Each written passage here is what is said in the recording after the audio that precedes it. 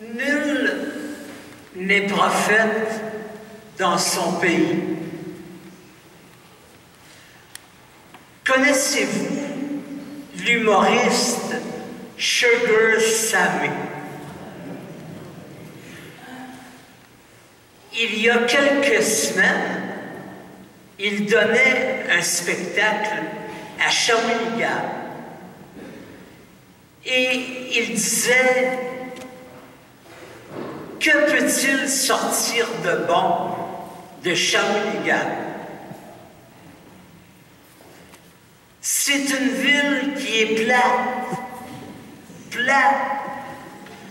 Tu vas te promener le soir dans le centre-ville, tu vois un chat avec 3 souris. Les gens sont vieux, tellement vieux qu'ils ont une équipe de hockey, puis ils l'appellent les cataractes de Shawinigan.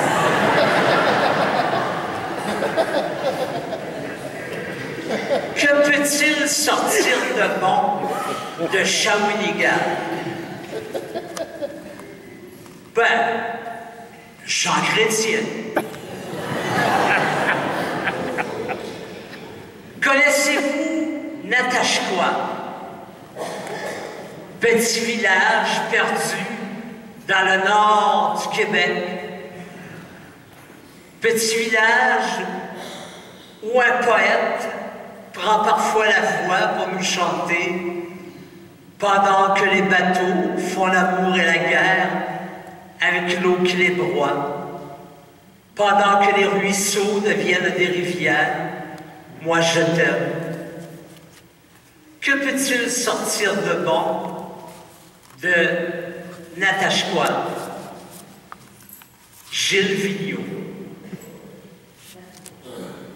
Que peut-il sortir de bon des rues de l'Est de Montréal? Un coin où on apprend à faire le mal avant le bien. Un coin où il y a de la misère, de la pauvreté.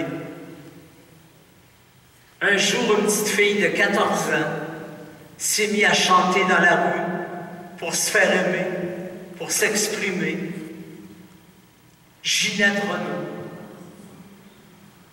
Que peut-il sortir de bon de nos villages? Que peut-il sortir de bon de nos familles? Ça vous tente-tu que je m'asseye avec Saint-Hyacinthe? Oui. Juste vous payer la traite, 30 secondes. Saint-Hyacinthe, fleuron de notre coin de pays. Saint-Hyacinthe, qui avait jadis la réputation d'être une ville où on n'était pas très ouvert pour accueillir l'étranger qui venait vivre chez nous. C'est vrai, ça? Ben, vous connaissez. Et puis un jour, il y a eu Monseigneur Moreau. Que peut-il sortir de bon de Saint-Hyacinthe? Un homme qui accueillait les pauvres. Un homme qui accueillait les femmes qui en arrachaient, qui n'arrivaient pas à joindre les deux bouts. De chaque village, il peut sortir quelque chose de bon.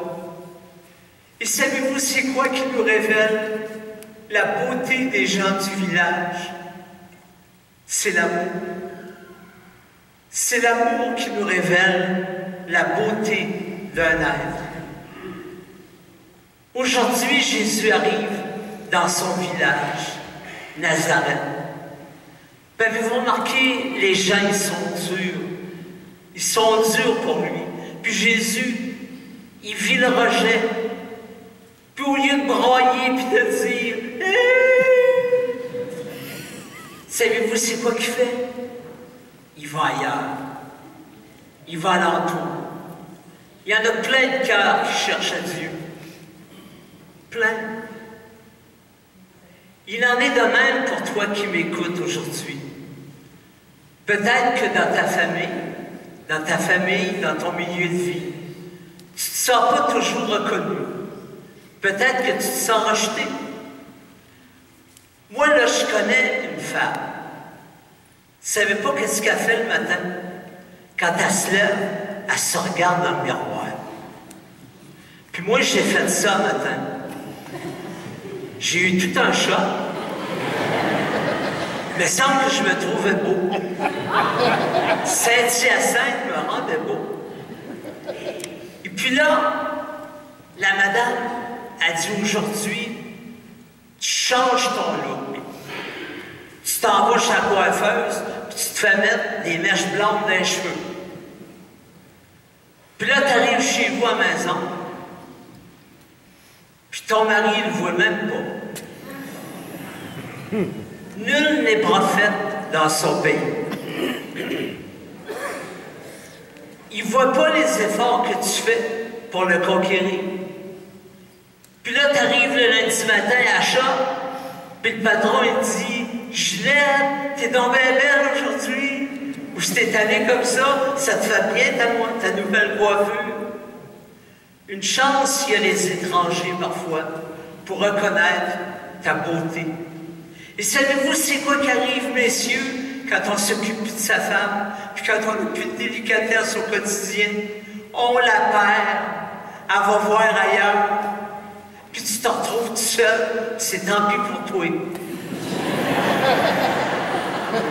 Il ne faut jamais s'asseoir sur son contrat de mariage. Toujours renouveler le oui qu'on a dit, notre oui à l'amour, notre oui à la vie.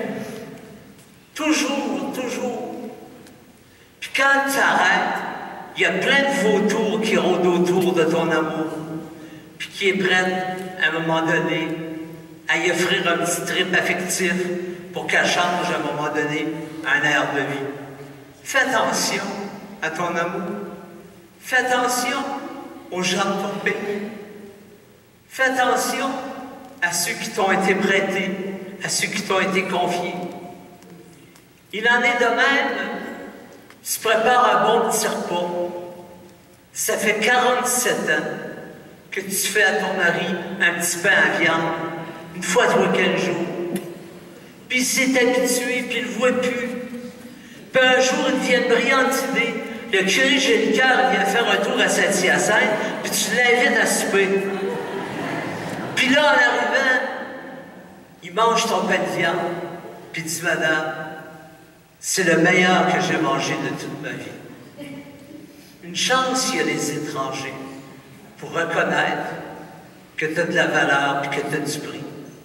Moi, je me souviens une fois, c'était un vieux couple qui vivait à Saint-Pie de Bagotte. Ça vous dit quelque chose? Puis il est en train de se partir sa galerie. Puis à un moment donné, la maison, elle explose. Puis les deux vieux vont voler l'autre bord du fossé, l'autre bord de la rue. Puis là, la vieille, elle riait, pariait. Son mari dit « Pourquoi tu ris de même? » Il dit « La maison a explosé, on a tout perdu. » Il dit « Elle dit « Je ris parce que t'as rendu compte.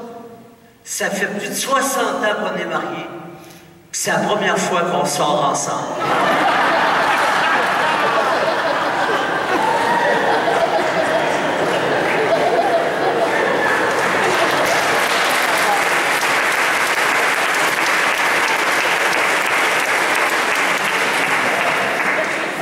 Sors-la ta vieille. Sors-la ton vieux. C'est l'été, profitez-en pour sortir ensemble, pour savourer les présences. Moi, j'ai été professeur pendant des années au secondaire 4, au séminaire salésien. Puis c'est vrai que c'est l'amour qui nous révèle la beauté d'un être. J'avais un élève qui s'appelait Adam. Il était toujours dans le corridor. Puis à un moment donné, je me suis dit, Robert, tu vas l'aimer. Je m'en suis occupé. Je l'emmenais jouer au quai. On est allé bruncher à l'hôtel Bonaventure à Montréal. J'avais même amené sa grand-mère. Puis à l'école, il pochait en français, en mathématiques, en anglais. Il y avait 95% en religion. Puis là, les gens me disaient, qu'est-ce que tu as fait? Puis je disais, madame, j'ai pas fait grand-chose. J'ai juste essayé de m'intéresser à ce qui l'intéressait. Hier, à Douville, j'ai rencontré un jeune, il s'appelait William. Il doit avoir 14 ans. Il est venu me serrer la main, puis j'ai dit, William, j'ai dit, y a-tu déjà quelqu'un qui t'a dit que t'étais beau? Il dit, jamais. Ah non. J'ai dit, moi, je voulais te dire à matin au nom du Seigneur Jésus que t'es beau, que t'as été créé dans l'amour, formé dans l'amour, puis choisi dans l'amour. Oublie jamais ça. Et si un jour, tu vivais du rejet à l'école, souviens-toi que tu comptes pour quelqu'un, que tu pries pour quelqu'un. C'est beau quand papa est capable de te dire « J'aime pas ce que tu fais, mais toi, je vais toujours t'aimer parce que tu es mon enfant. » Ce jour-là, un enfant ingrat. Si triste quand ton père dit un jour, quand tu viens de perdre ton emploi, mais semble bien aussi, toi, que tu ferais jamais rien de bon dans la vie. C'est triste.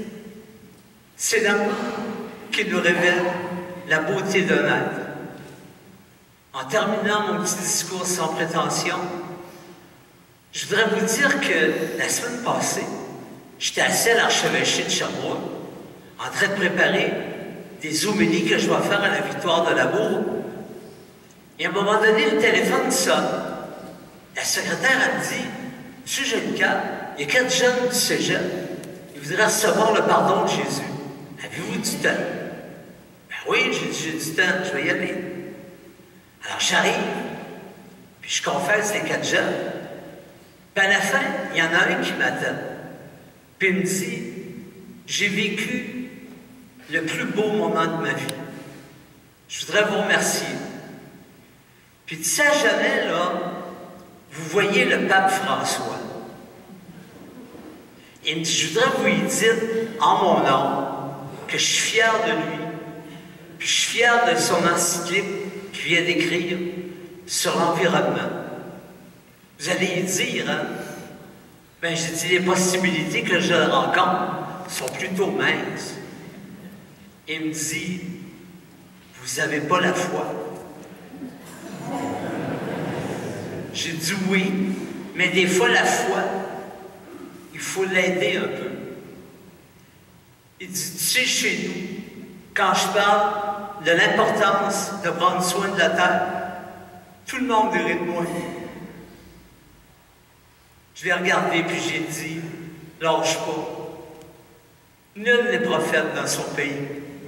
Amen. Amen.